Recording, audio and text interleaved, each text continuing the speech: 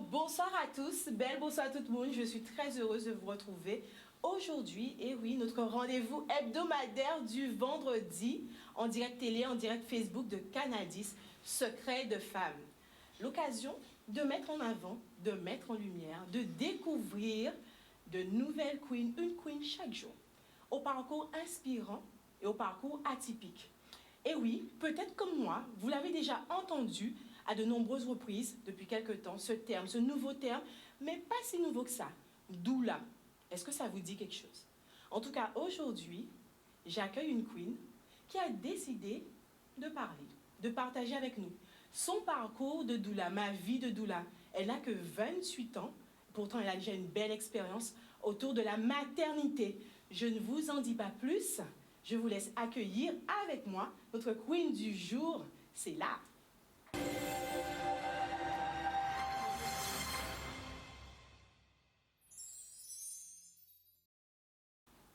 Bonsoir Céla. Bonsoir Queen. Comment vas-tu? Ça va, je suis super contente d'être là.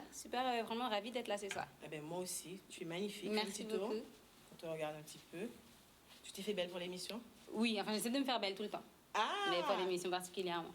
Ok, ben en tout cas, je suis ravie que tu aies accepté de venir sur le plateau. Avec plaisir. À chez ouvert, comme on aime à dire. Exactement. Et j'ai une petite question que je pose toujours à mes queens invitées du jour. Est-ce que tu es prête à dévoiler tes secrets d'épanouissement, tes secrets de réussite? Regarde la caméra, là. Bien sûr, justement, mais je suis là pour ça, en espérant que ça inspire d'autres femmes ce soir et que ça serve d'exemple à certaines. Voilà. C'est parti, restez avec nous, la queen du jour à découvrir dans un instant.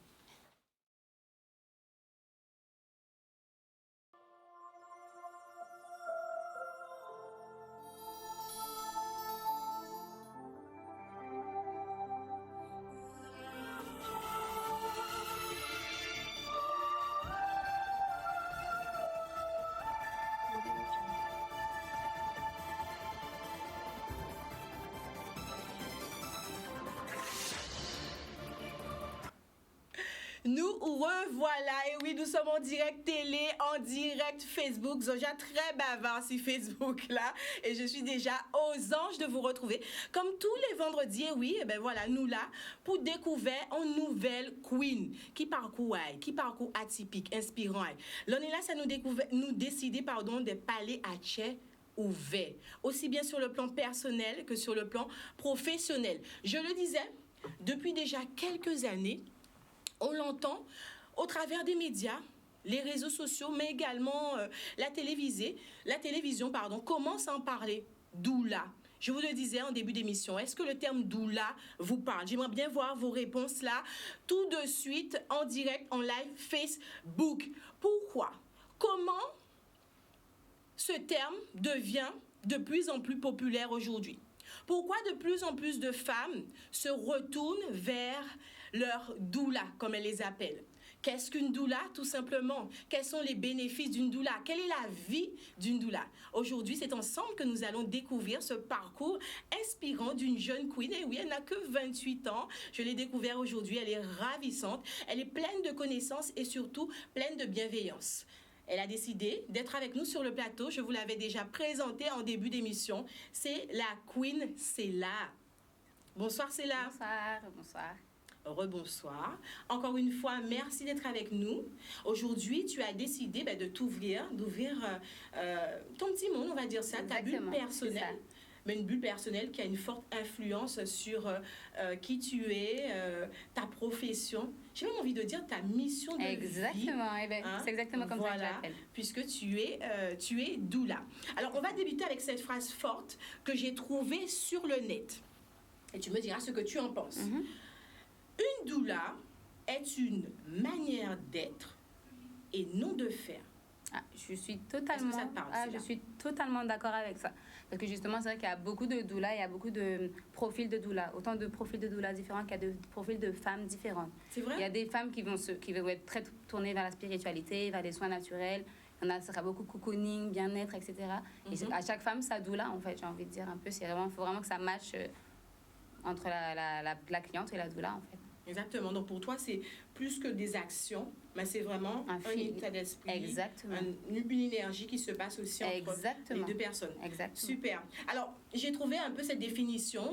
De nos jours, on dit que la doula, c'est celle qui accompagne les femmes de la puberté jusqu'à la ménopause. On peut dire pré-ménopause ou ménopause? Ménopause, ménopause aussi. Même ménopause, bien sûr. Ça aussi, est-ce qu'on est d'accord jusque-là sur la définition? Totalement. Super. J'ai fait mes petites recherches. On continue. Alors, j'ai vu que le terme doula, il n'était pas récent. Finalement, parce qu'on le retrouve, on dit, depuis la Grèce antique. Exactement. On le retrouve dans les sociétés, les traditions déjà très anciennes. On dit que ça vient du mot grec, qui signifie celle qui sert la mère. Exactement. Celle qui accompagne la mère. Et dans d'autres civilisations, j'ai même vu que ça pouvait être la femme esclave parce qu'elle est tout le temps à la disposition de la mère. Ça, c'est des termes un petit peu plus anciens. De nos jours, nous avons des doulas même qui sont célèbres, j'ai trouvé. Exactement. Alors pour ceux qui nous regardent, si vous connaissez Erykah Badu, on va la voir en photo.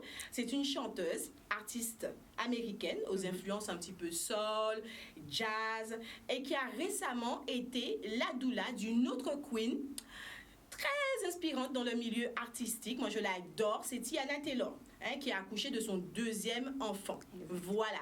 Donc un petit peu dans l'espace doula.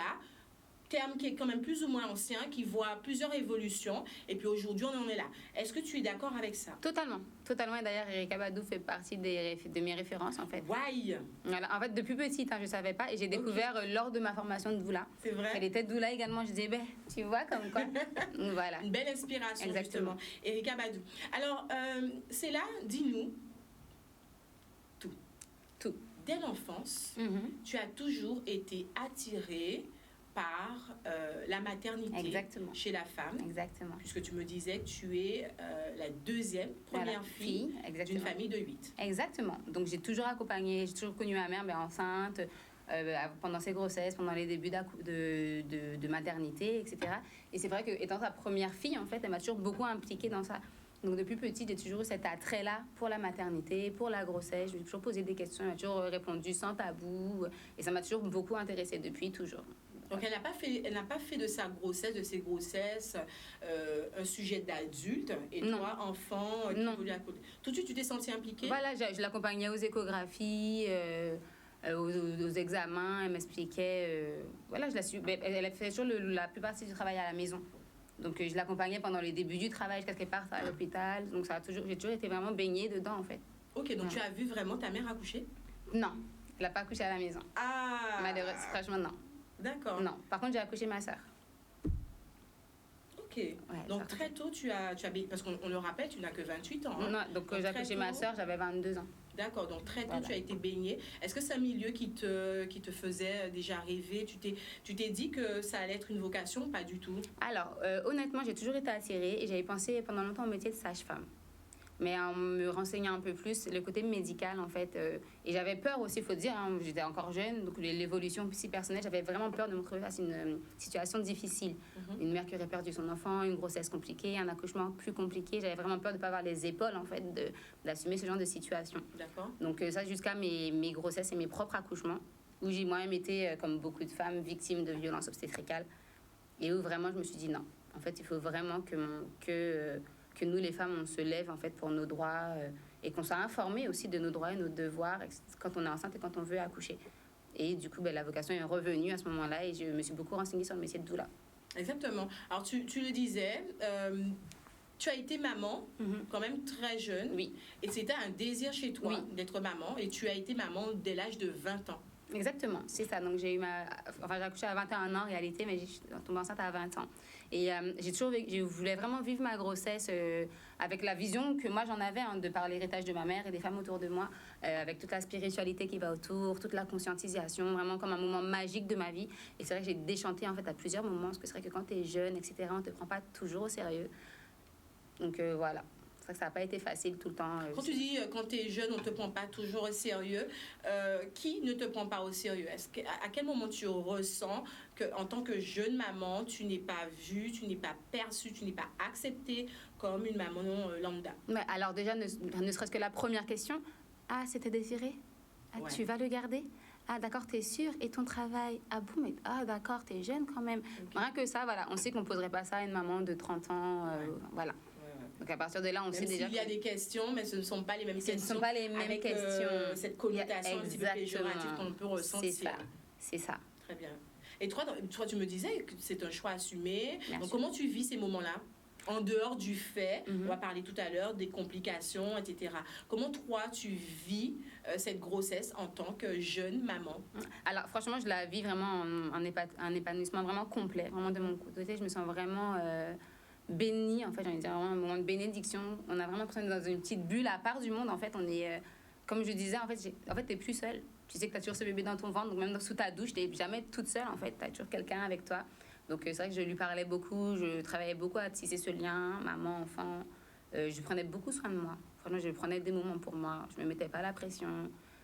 Franchement, j'ai vraiment adoré. Les grossesses, j'ai vraiment beaucoup adoré. On le rappelle, tu es maman de 2 enfants. De 2 enfants. Voilà. Ta vision de ta grossesse, entre conscientisation, spiritualité, prendre soin de toi, etc., tu le dis très bien, cet héritage qui te vient de ta lignée maternelle, puisque ta mère, dès le départ, t'a impliqué dans cette conscientisation de sa grossesse, qui va être tellement différente de la réalité in fine. Alors, cette réalité, tu y as mis des mots là-dessus. Accoucher sans péridurale alors que tu n'avais pas demandé. Faire face au mur au niveau de la médecine qui a un petit peu, comme tu l'as dit, cassé ma bulle. C'est ça. Tu as subi, tu l'as dit également, des violences obstétricales. Un accouchement mal vécu.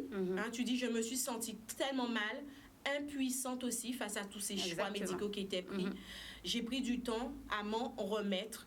Quant à la deuxième grossesse, un cheminement également difficile, un acte péridural forcé pendant l'accouchement. Exactement. Voilà. Alors, donc, pendant mon premier accouchement, voilà, comme je dis, j'étais vraiment dans ma petite bulle et tout. Et j'ai eu la chance d'avoir ma grande sœur qui était avec moi. Donc, en fait, entre sœurs, on est très proches. On est vraiment un cercle de femmes assez proches, on se soutient beaucoup. Donc, elle m'a soutenue pendant mon accouchement. Donc, j'avais fait un petit plan de naissance, je voulais accoucher en salle nature, avec le petit bain à bulles, les huiles essentielles, les encens, tout, voilà. Donc, j'ai eu la chance de pouvoir quand même bénéficier de ça pendant le plus long de mon travail avec ma sœur qui me servait de doula, en fait. En fait, elle a vraiment eu le rôle de doula pour moi. Elle avait les mots, elle me massait, elle m'aidait pour les différentes positions, elle me donnait courage, me donnait confiance, etc. Jusqu'au moment où les sages-femmes m'ont mis une pression pour me dire que là, maintenant, ça fait trop longtemps. Au nom de quoi? Je ne savais pas encore. J'étais pas encore formée comme maintenant. Donc, je leur dis, d'accord, on te fait peur, on te dit que ton enfant est en danger. Là, il va falloir faire une amniotonie, c'est-à-dire rompre la poche des os de façon artificielle. Donc, ce qu'ils ont fait, ce qui a accéléré mon travail de manière... déclenchée. Voilà, mais vraiment, ça va vraiment accélérer de manière fulgurante. J'ai eu des contractions énormes. Donc, pendant 2 contractions, le bébé a effectivement souffert d'un rythme cardiaque très ralenti. Donc, pendant 2 contractions. Donc, elles m'ont dit, là, c'est trop tard, le cœur du bébé ralentit. Là, donc là, on va passer en salle de naissance, etc. Déclenchement et tout. Donc, moi, en fait, tu capitules. Tu capitules. Je dis, c'est la santé de mon enfant, donc d'accord. Dans ces moments-là, on n'a pas forcément les idées claires. Exactement, on n'a pas des idées claires. Donc, j'ai ma sœur quand même qui me disait, t'es sûre et tout, regarde, là, ça va mieux. Parce qu'effectivement, après ces 2 énormes contractions, le cœur du bébé est revenu totalement à la normale. Donc, elle me dit, t'es sûre et tout, tu vas bien le vivre, t'es sûre, ça va mieux là et tout, t'es sûre. Mais en fait, j'étais entre elle qui me donnait courage et quand même le discours des sages-femmes, ton enfant risque de mourir en fait. Donc, j'ai suivi les sages-femmes. Donc, à partir de là, je me suis sentie comme un zombie. Vraiment comme un objet. J'ai vraiment subi mon accouchement. Je ne prenais plus aucune décision. On m'a emmenée, on m'a fait la péridurale, j'ai hurlé. Je cherchais à ce moment-là, on m'emmène dans une salle toute seule, donc sans mon conjoint ni ma sœur, pour la péridurale. Donc, je cherchais le soutien de la sage-femme. Je me rappelle avoir posé ma main sur la sienne et qu'elle ait retiré sa main en fait. Donc, vraiment aucun appui. Le contact humain. Exactement.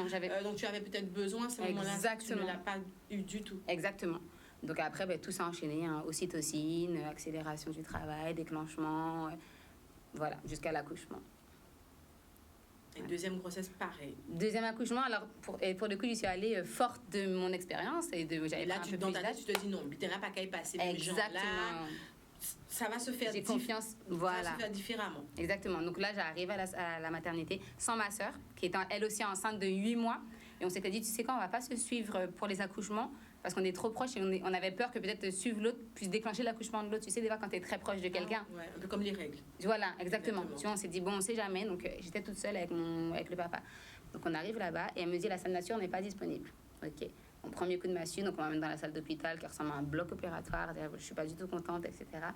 Et l'accouchement a été très rapide. Il a duré 6 heures. Mais du coup, j'avais des contractions très, très douloureuses, en fait. Très, très fortes. Donc, je hurlais de douleur parce qu'on m'obligeait à rester allongée sur le lit alors que j'avais l'habitude de me déplacer. De bouger, de te mouvoir. Voilà. Donc là, j'avais pas le droit. Donc, je hurlais de douleur et la sage-femme qui était vraiment, je le dis, exécrable. C'était tais-toi, arrête de crier. Non, non, non. Tu as... Non, ce ne sont pas des blagues. Hein. Non, c'est pas des blagues. C'est la sage-femme qui te dit ça Oui, lors de... Oui, vraiment. Arrête de crier. Non, là, faut arrêter. Tu déranges, tu fais peur aux autres femmes qui accouchent à côté, là. Faut rester couché. Si j'ai pas de monito une demi-heure, je peux pas te laisser te lever alors que j'avais des contractions aux 30 secondes. Fallait que je subisse 10 contractions, en fait, c'est ce que je me dis dans ma tête. 10 contractions couchées comme ça dans 3 minutes, elle m'a demandé, je crois. Je dis, mais c'est pas possible, en fait, je peux pas. Donc je hurlais de douleur, je cherchais du réconfort où j'en trouvais, mais j'en avais pas. Mon conjoint était totalement, à l'époque, était démuni, il avait peur pour moi, en fait. Hein. Et donc voilà, qui me dit tais-toi. Elle vient, elle me mente, en fait. Elles m'ont clairement menti, je l'ai su après. Elle me fait un toucher du col, elle me dit t'es à 3. J'ai OK, mais je sens, j'ai déjà accouché une fois, en fait, et donc je sais. J'ai OK, mais là, je pense que ça a avancé. Est-ce que vous voulez... Non, non, non, on s'amuse pas à toucher le col. C'est pas un jeu, madame. Je sais, en fait, je suis en train d'accoucher, quoi. Donc, elle regarde, elle me dit, ah non, vous êtes à 5. OK. Une demi-heure après, pareil, est-ce que vous pouvez revérifier? Je sens vraiment que ça avance, là. Non, non, non. Ah non, t'es à 5, ça avance plus. Ça fait 1 heure que t'as pas avancé. On n'a plus d'anesthésiste. Si tu prends pas la péridurale, maintenant, tu l'auras pas. Et là, ça n'avance plus. Et là, comment tu souffres, tu vas pas tenir. C'est vraiment tout pour te casser le moral, en fait. Et là tu sens quel est le but Alors, sur le coup, je comprenais pas. Je me dis, mais franchement, je comprenais pas. Je me disais, mais c'est quoi? C'est du racisme? C'est parce que je suis jeune, je me demandais, je comprenais pas. Et donc voilà, donc l'accouchement se passe comme ça, vraiment horrible. Donc à la fin, je dis, ben, OK pour la péridurale. Je me dis, si ce qu'elle dit est vrai, il n'y aura pas d'anesthésiste, etc. Ce qui est impossible. Dans son hôpital, il y aura toujours un anesthésiste pour les urgences. Mais sur le coup, tu penses pas à ça, tu n'as pas les idées claires. Donc l'anesthésiste qui vient, donc il me met la péridurale, il me pose le cathéter, et il part, et je dis, je crois que j'ai perdu les os. Elle me dit, t'es sûre? Je dis, mais ça, là, avant, c'est à vous de me dire. Faut pas exagérer, là, c'est à vous de me dire si j'ai bien perdu les os, mais je crois que j'ai perdu les os. Donc elle vient, et elle dit, ah oui, mince, le bébé est là. Donc comment c'est possible que 20 minutes avant, j'étais soi-disant à 5, ça n'avance pas, et que là, le bébé est là, en fait, tu vois. Donc en fait, j'ai su après qu'elle avait un peu menti, tout ça. Et donc, pendant que je me mets en position pour pousser, je vois l'anesthésiste qui vient, qui me met quand même la dose de péridurale. Alors qu'en fait, je suis déjà... Tu étais déjà... Tu vois. Donc, elle n'a servi à rien. J'ai accouché sans l'effet de la péridurale. Donc, il a fait 20 minutes après, quand l'enfant était déjà né. Ça va être... Donc, voilà. Donc, après ça, la sage-femme est venue me voir. Elle s'est excusée. Elle est venue voir le lendemain dans sa... Donc, elle a eu une démarche quand même de s'excuser. Elle m'a dit... Suite à des plaintes, une plainte que tu as déposée... Pas encore. Pas encore. Non, d'accord. j'avais pas à ce moment-là, elle est venue spontanément. De son plein gré. Exactement. Okay.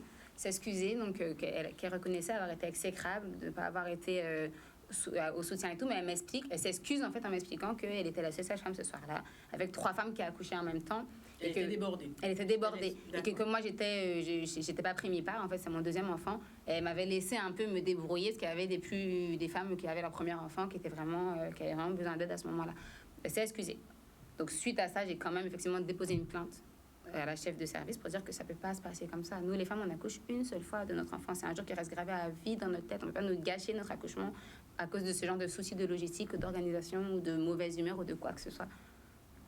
Voilà. Et à partir tu as quand même eu le courage de le faire, oui. Alors que peut-être beaucoup de femmes ne le font pas, n'osent pas, etc. Et n'ont pas forcément le soutien. On dit qu'il y a beaucoup plus de complications au niveau de la femme noire. Ça, je l'ai appris aussi en fouillant un petit peu sur le sujet. Tu m'en as parlé aussi. Ça, c'est dû à quoi? Alors sincèrement, c'est dû à des préjugés. Hein. Aussi, vous savez, on a beaucoup l'image de la femme noire. On est plus forte, on est plus solide. Pour nous, tout est plus naturel, pour que ce soit pour l'enfantement, pour l'allaitement, pour porter les enfants. Donc, c'est vrai que traditionnellement, c'est des choses qu'on a plus gardées dans nos habitudes de vie, effectivement, par rapport à certaines sociétés occidentales. Et qui ont développé des croyances. Voilà. Mais le souci, c'est que la majorité des femmes noires, en tout cas qui accouchent dans les pays occidentaux, sont occidentalisées. C'est-à-dire qu'on a pratiquement les mêmes modèles qu'eux. Donc, toute leur histoire de Elle Connie, LSC, c'est plus vrai du tout. Les pratiques, etc., au final, sont identiques. Il n'y a pas de préparation en amont. Non, c'est ni ça. Ni physique, ni psychologique, c'est ça, ni exactement. Parce que dans les sociétés, les femmes c'est vraiment des cercles de femmes. Quand une femme accouche, il y a 5 femmes avec elle dans la pièce. Il y en a une qui la masse, une qui la soutient. Elle n'est jamais toute seule jusqu'à 40 jours après l'accouchement. Donc en Occident, on peut pas nous demander, entre guillemets, d'avoir les mêmes performances, on peut dire ça comme ça, alors qu'on n'a pas l'accompagnement qui va avec, en fait. C'est pas du tout pareil. Exactement. On parle de plus en plus d'accompagnement à la naissance avec des effets plutôt positifs qui sont prouvés.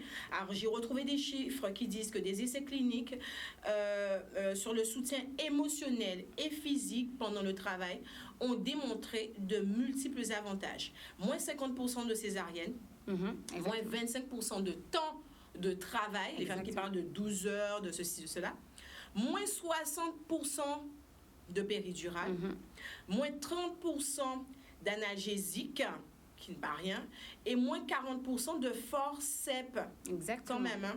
Exactement. Voilà, donc ce sont des chiffres que l'on a vraiment sur l'accompagnement à la naissance qui a des effets positifs prouvés sur la femme qui mène sa grossesse. Tu nous l'as dit, durant tes 2 grossesses, tu avais ta sœur qui t'a aidé, qui t'a accompagné, qui t'a servi de doula, qui a été une énorme force pour toi. Qu'est-ce que cette présence féminine t'a apporté de plus que d'autres présences, que celle que tu n'as pas, le soutien que tu n'as pas reçu au niveau médical? Surtout toi qui accordes beaucoup d'importance au cercle de femmes, à la sororité, etc.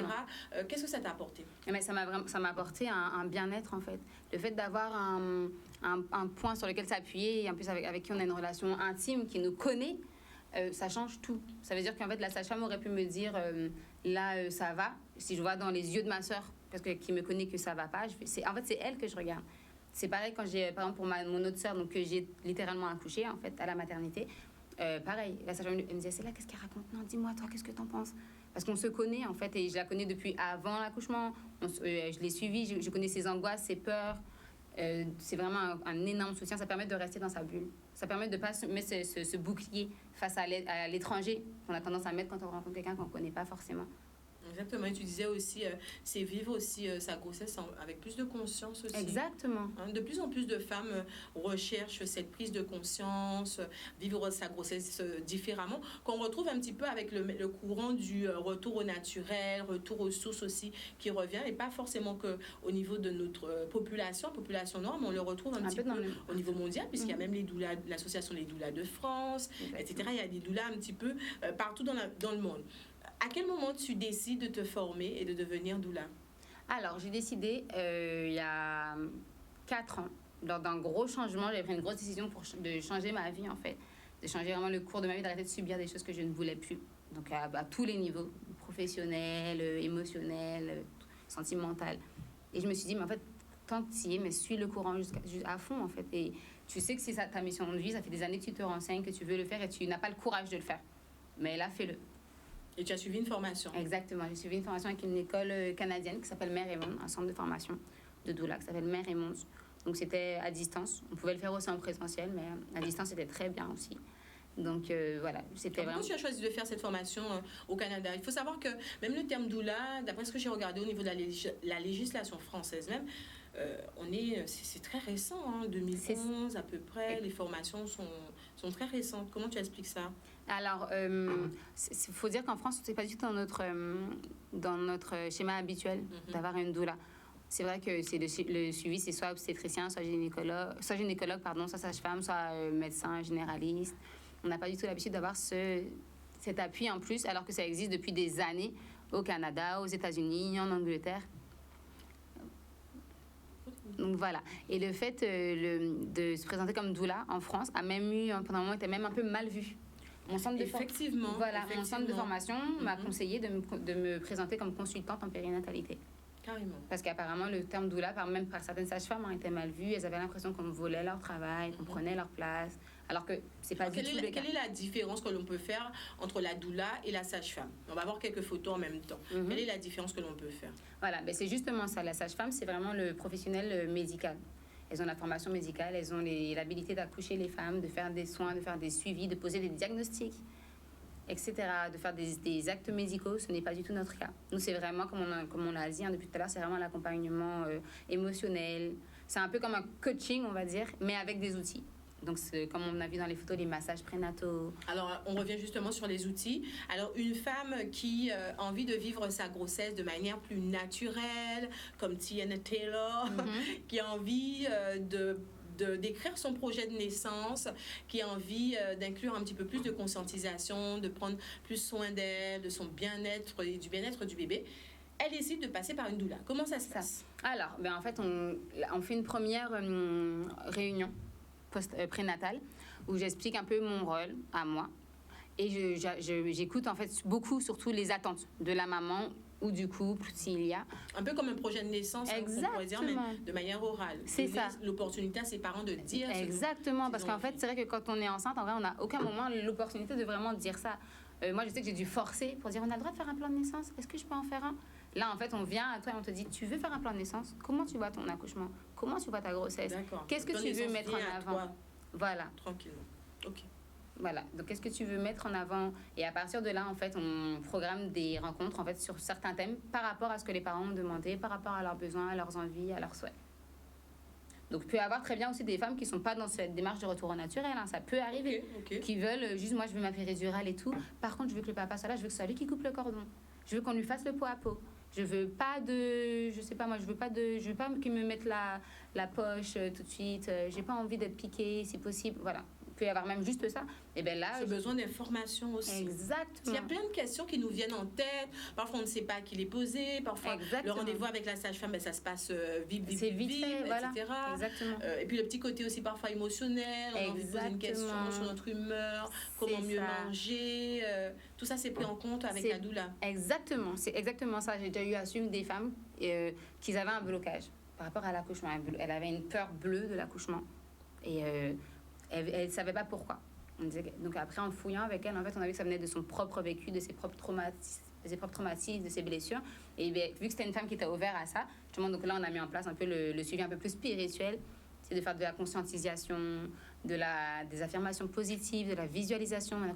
Mon accouchement va bien se passer, ce qui s'est passé, c'est passé, ça ne m'appartient pas, c'est plus moi, je suis capable, etc. Et ça l'a énormément aidé. Des fois, on a juste besoin de quelqu'un où on peut déposer notre fardeau et pour avancer en fait un peu plus. Et donner des clés, des ressources qui vont être comme des lumières. Exactement. J'aimerais dire sur le parcours et le cheminement de la femme. Exactement, c'est ça. Et du couple aussi, hein, parce que tu me disais qu'il y a beaucoup de couples aussi qui ont cette doula, qui est un petit peu l'accompagnatrice de la coparentalité. Exactement, c'est ça. Parce que en fait, moi, je proposais même de faire des rencontres avec les papas tout seuls.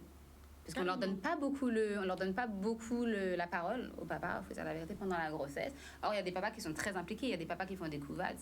Il y a des papas qui sont malades comme leur femme, il y a des papas qui ont des peurs, qu'ils ont peut-être vu leur mère mourir en couche ou souffrir lors de l'accouchement, ou avoir un postpartum difficile, et peut-être qu'ils projettent ça et qu'ils ont peur de ça.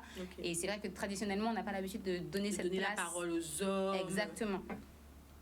Voilà, donc vraiment, c'est très important aussi. Là, on voit par exemple une photo. Alors, j'ai découvert ça. Est-ce qu'on peut la remettre, la photo? J'ai découvert ça il n'y a pas si longtemps que ça, une espèce de bandage que l'on fait. Alors, comment ça s'appelle et ça sert à quoi?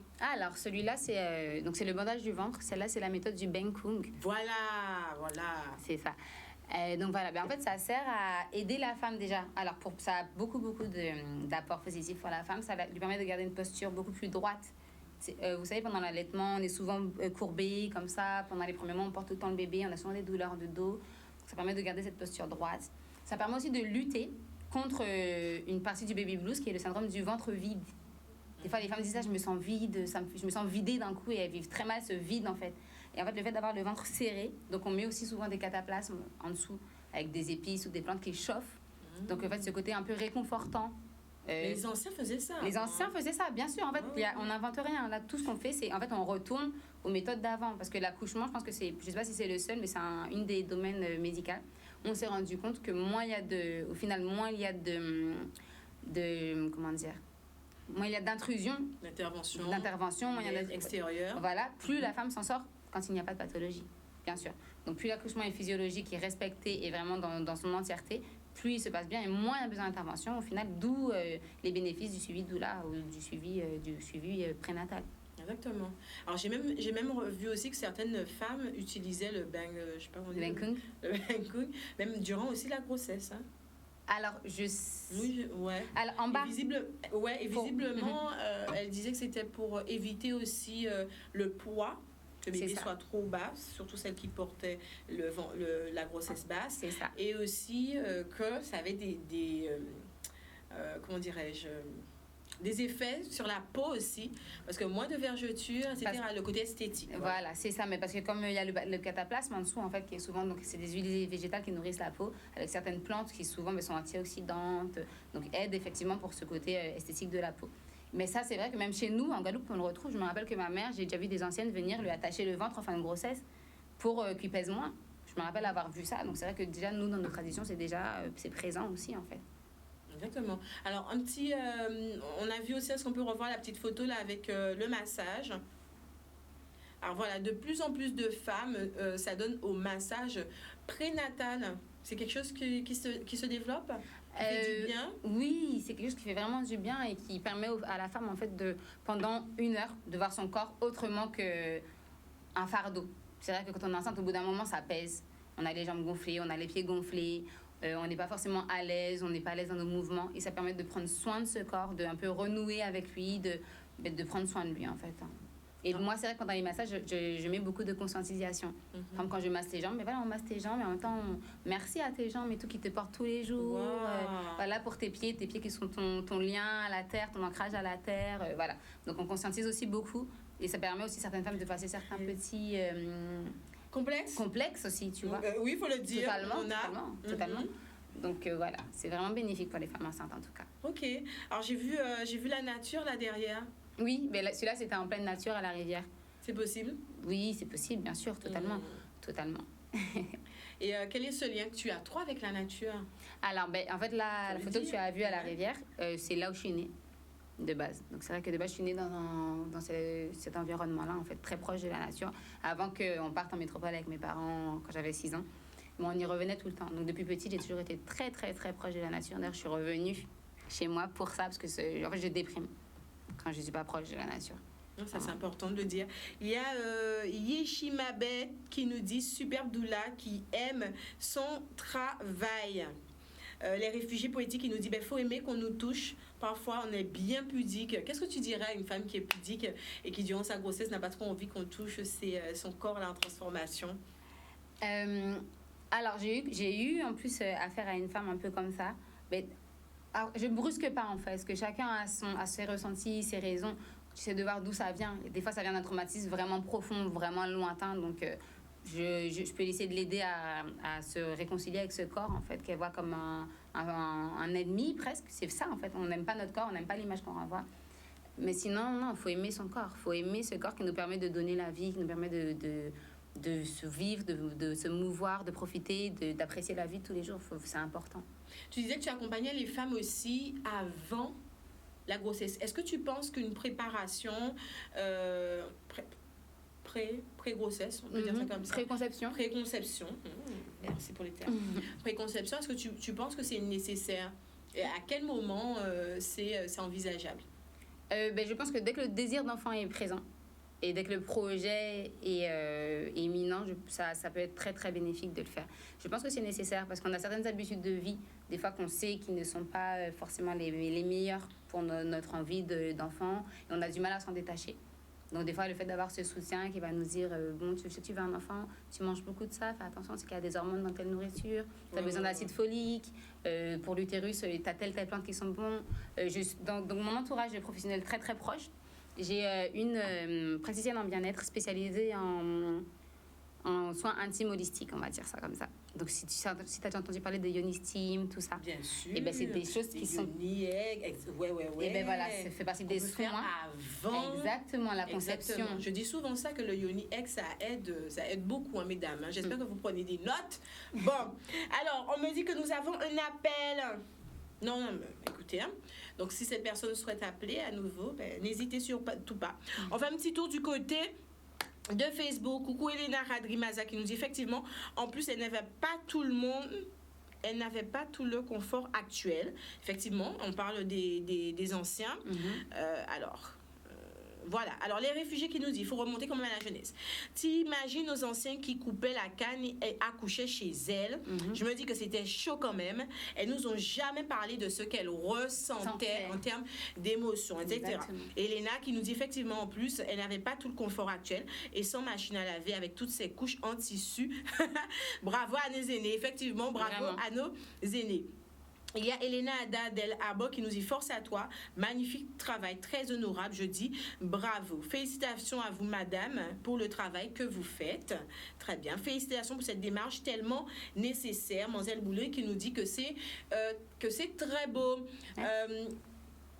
Est-ce que tu as, alors je te pose cette question parce que sûrement, voilà, à 28 ans, on peut se dire, ben voilà, elle n'a peut-être pas la maturité nécessaire, etc. Qu'est-ce que tu dirais à ces femmes qui sont un petit peu peut-être plus âgées et qui auraient peut-être peur de passer par une jeune doula?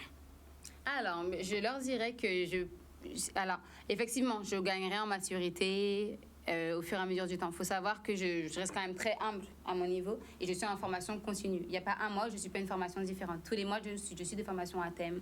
Des fois, c'est sur le massage pour approfondir, sur le deuil prénatal, sur, voilà. Je suis tout le temps en formation pour m'améliorer et j'apprends également beaucoup des femmes que je suis. Donc, je ne me pose pas forcément dans une posture au-dessus d'elles. Ouais. Je suis vraiment à côté d'elles, une aide vraiment pour les accompagner selon leurs besoins et leurs ressentis à elles. Donc, au final, je suis pas vraiment je les guide pas, en fait, je les accompagne. Donc, que ça soit plus âgé ou pas, c'est pas vraiment important. Exactement. Qu'est-ce que ta maman, elle pense de ça?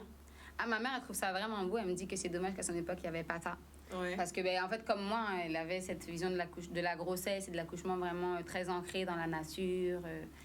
Et elle n'a pas pu forcément vivre ses accouchements comme elle le voulait. Elle a suraccouché à l'hôpital et je l'ai déjà vue revenir de l'hôpital. Mais elle aussi, elle a subi des violences obstétricales. Encore pire, quand tu as déjà eu 3 enfants, tu arrives à l'hôpital, c'est « oh, elle les connaît ». On ne s'occupe pratiquement pas de toi. Carrément. Voilà. Donc, je sais qu'à son époque, elle aurait beaucoup aimé être accompagnée comme ça. Je pense qu'elle doit être fière de ton parcours. Oui. À son époque. Mais en tout cas, on revient, comme je disais, de plus en plus à ces nouvelles pratiques, ce retour un petit peu aux sources, etc. Alors, je vais te montrer 2 photos et tu vas me dire ce que tu en penses. OK. Alors, la première, c'est la statue. Voilà. Et on a cette deuxième photo. Est-ce qu'on la voit bien, la photo?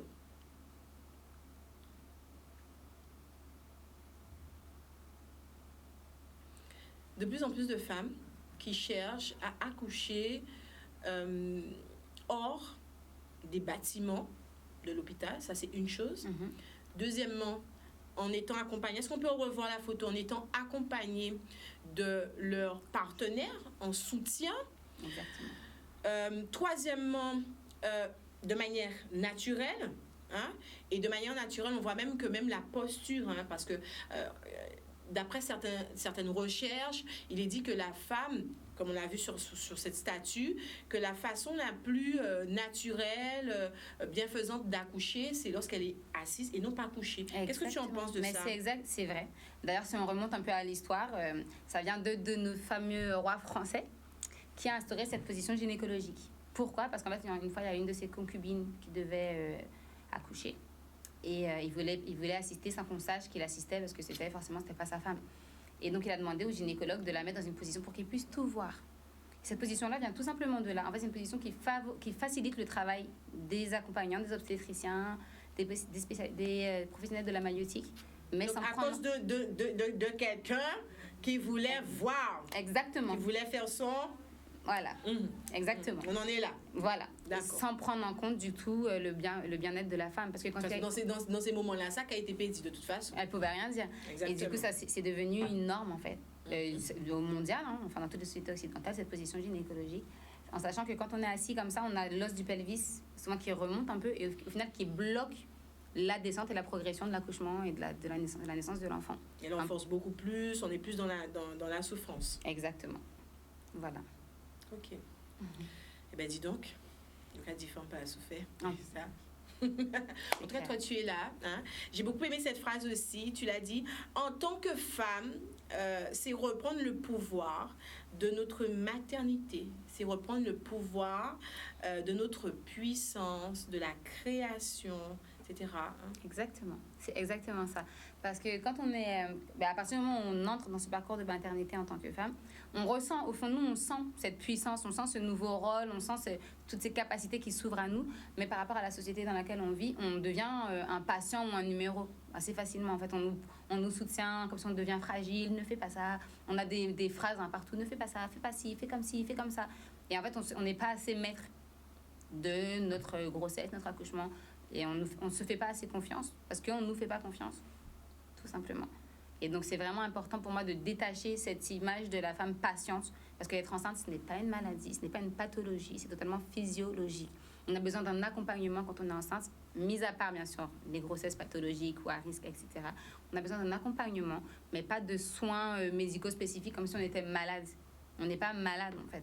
Donc, vraiment, pour reprendre le pouvoir de notre pouvoir et nos capacités pour accoucher, pour se faire confiance à nos instincts, à nos ressentis, à notre capacité d'être une bonne maman et de savoir accoucher, faire confiance à notre corps aussi.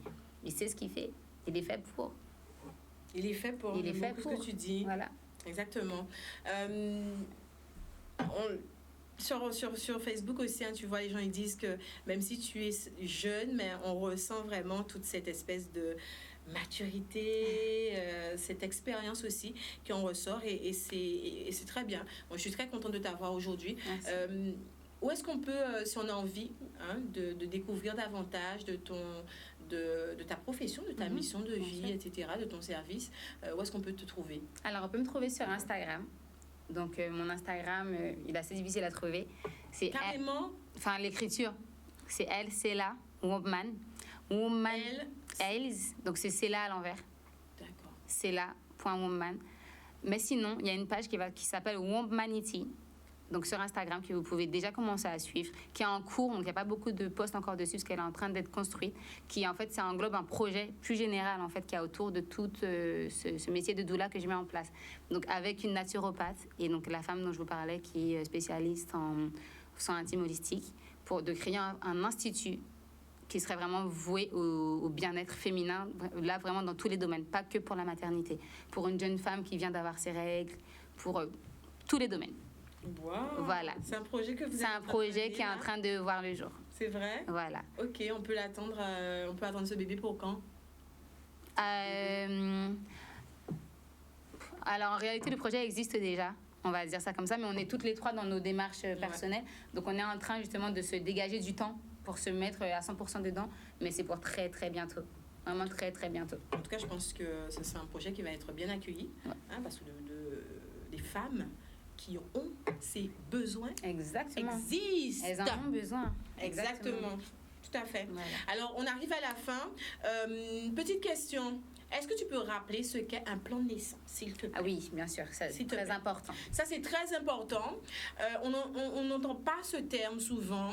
Et même, comme tu le disais, ça m'a fait tilt. Vous savez pourquoi?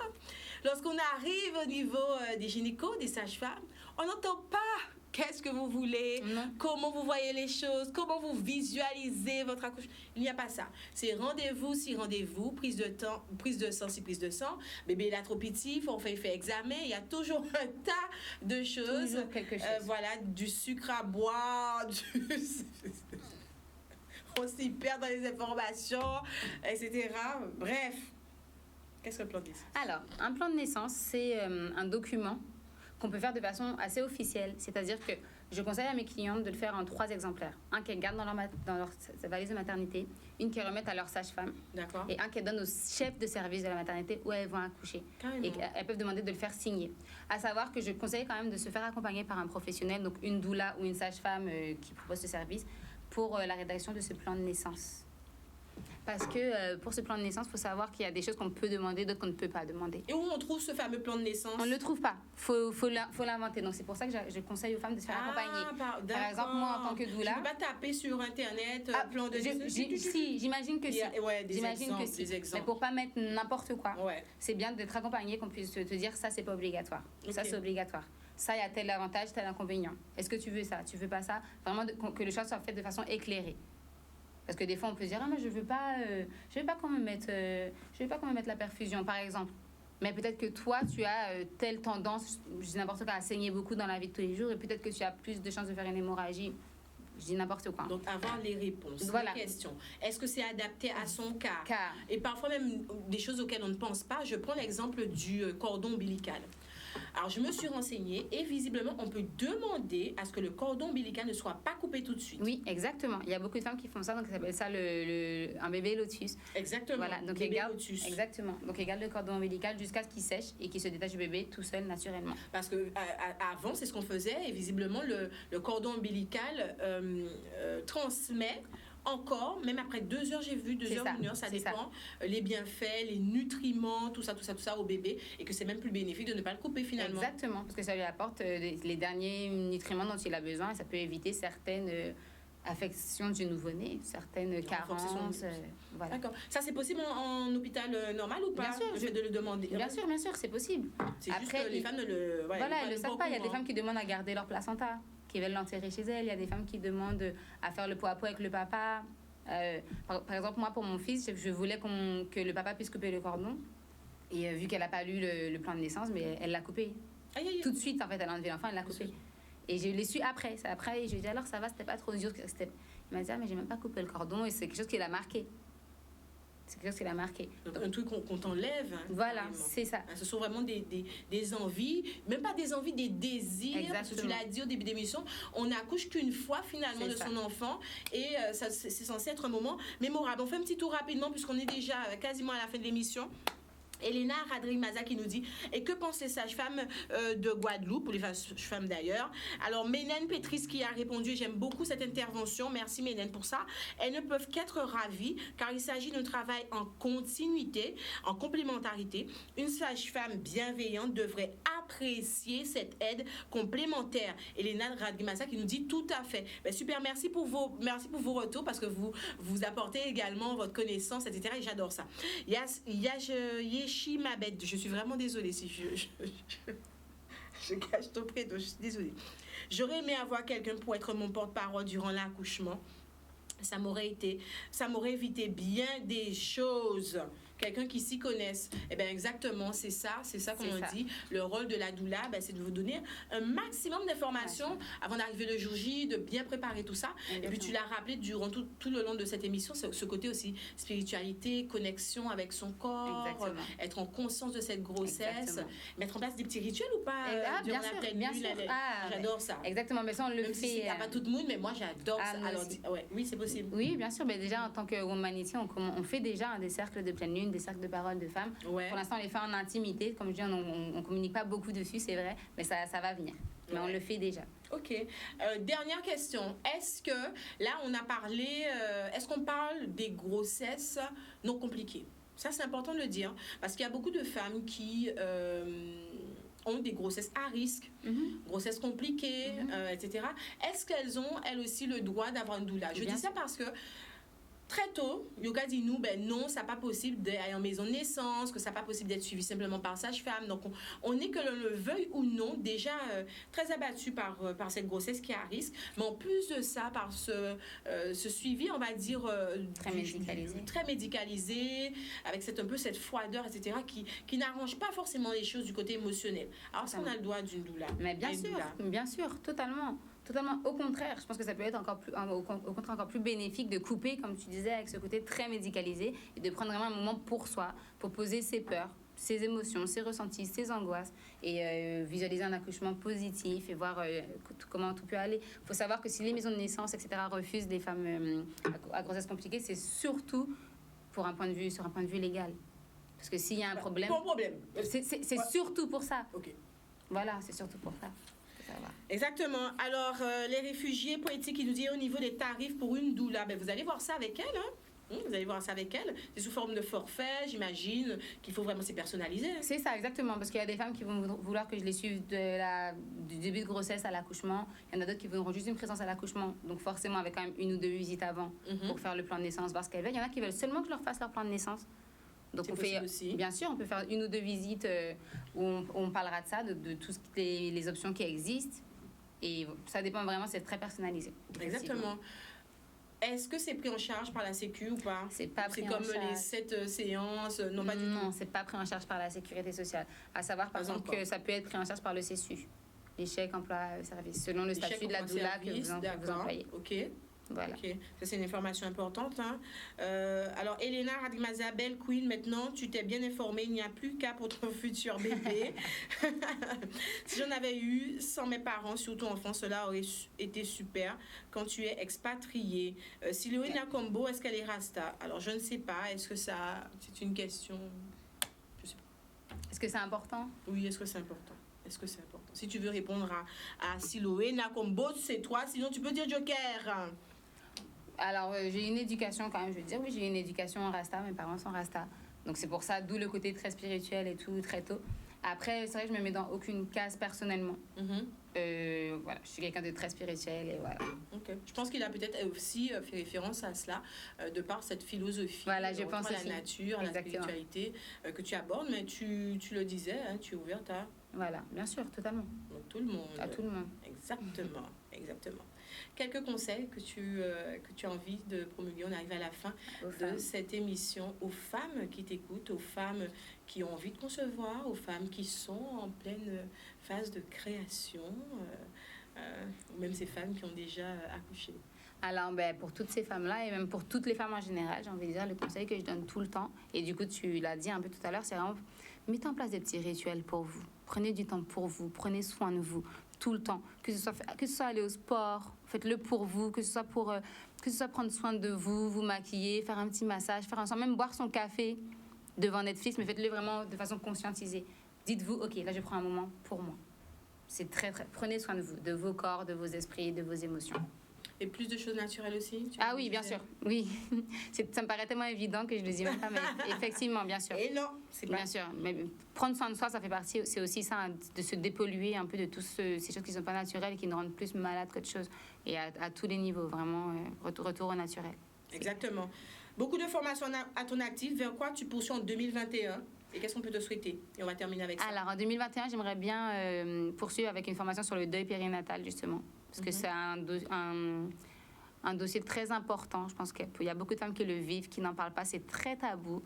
L'accompagnement à ce niveau-là est très, très compliqué à avoir. Et j'aimerais vraiment pouvoir offrir un accompagnement à ce niveau-là. Le deuil prénatal. Voilà, de deuil prénatal.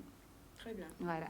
On te souhaite vraiment cet alignement avec cette mission de vie que tu incarnes déjà pleinement, et on souhaite que tu poursuives dans cette direction, et surtout que de plus en plus de femmes reprennent un petit peu, comme tu le disais, pouvoir sur cette partie très très importante de leur maternité qui est la grossesse, et qu'elles se fassent, en tout cas si elles le désirent, hein, qu'elles se fassent accompagner, pourquoi pas d'une doula, d'une sage-femme, en tout cas d'une personne qui sera à votre écoute, qui sera votre soutien, votre accompagnement, et surtout en bienveillance, et surtout qui vous permettra d'éviter un petit peu tous ces catastrophes, ces traumatismes que l'on peut avoir. On n'a pas remis tout en question, hein, tout le parcours. Non, certaines personnes ont un parcours médical exemplaire, et certaines sages-femmes, infirmières, etc. font du très très très bon travail, et on tient à vous remercier pour ça, pour toutes les personnes qui accompagnent les femmes enceintes du début jusqu'à la fin. Merci en pile pour ça. On va terminer, puisque également c'est la fin de l'émission.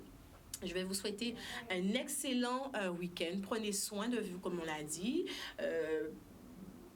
Créer des moments vraiment pour vous, mesdames, si vous êtes enceintes et si vous avez suivi cette émission. On se retrouve la semaine prochaine avec nos 2 rendez-vous hebdomadaires, le mardi, le clin d'œil événement, et le vendredi, secret de femme, avec un nouveau parcours de queen, une nouvelle queen à découvrir. On va se quitter avec une vidéo. J'espère que vous allez apprécier. Hein, je dis ça entre guillemets.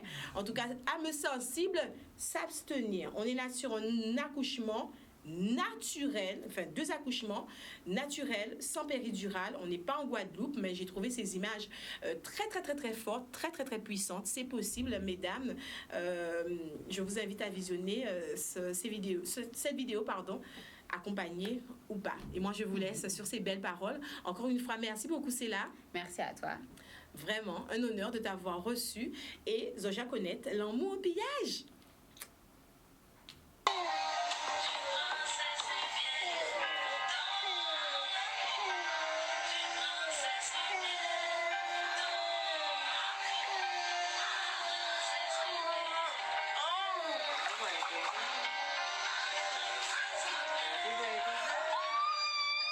Yes.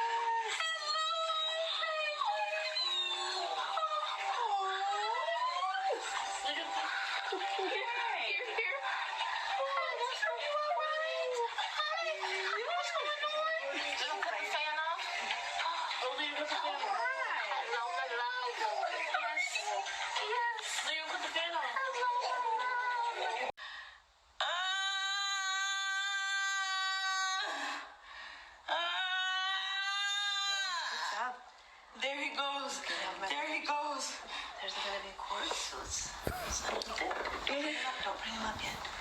See, there's a cord around his neck? Yeah. Yeah, so it's a scarf cord. So go towards your yoni. There you go. Perfect. There you go. Now you can bring the face up.